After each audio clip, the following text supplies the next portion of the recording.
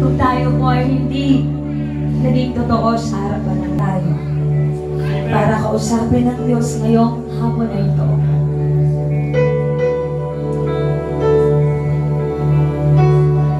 Magsusumaw. Pero sa buhay na ito, mga kapatid, wala pong permanente.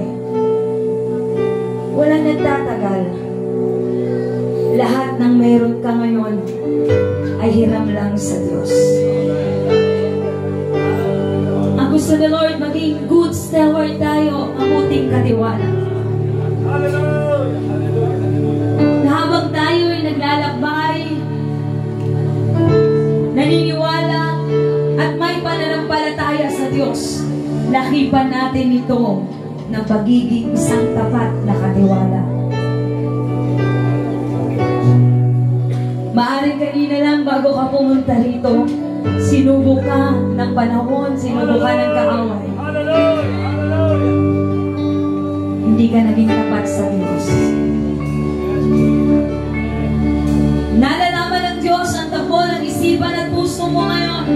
Wala kang pwedeng itago sa harapan ng Diyos.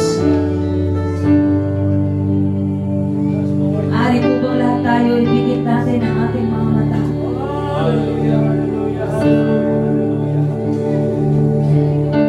Nandito ngayon ang presensya ng Diyos. Amen. Kasama natin siya. Yes, God. Thank you, Lord. Nalulugo ng Diyos sa mga puso na umaamin, nagpapakumbaba. Nalulugo ng Diyos sa mga taong sumusuko at sinasabing wala akong magagawa o Diyos kung wala ka sa buhay ko. Yes, Lord. Hallelujah. Kaya ngayong tanghali nito, hapon na ito, kung kinakausap ka ng Diyos at sinasabi ng Diyos sa iyo, anak, bumalik ka na sa akin. Maging tapat ka sa akin. Handa kang tanggapin ng Panginoon. Dahil noon pa man, mahal ka na ng Diyos. Yes, God. Glory. Hallelujah. Simula pa lang sa sinapupunan ng iyong ina, tinawag ka na ng Diyos, pinili ka na ng Diyos. Ang gusto lamang niya, habang ito'y nabubuhay, maging tapat ka. Maging tapat ka.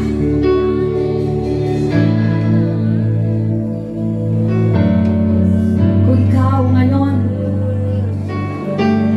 ay nararanasan ang pagkilos ng Diyos, pwede bang itaas mo ang iyong mga kamay?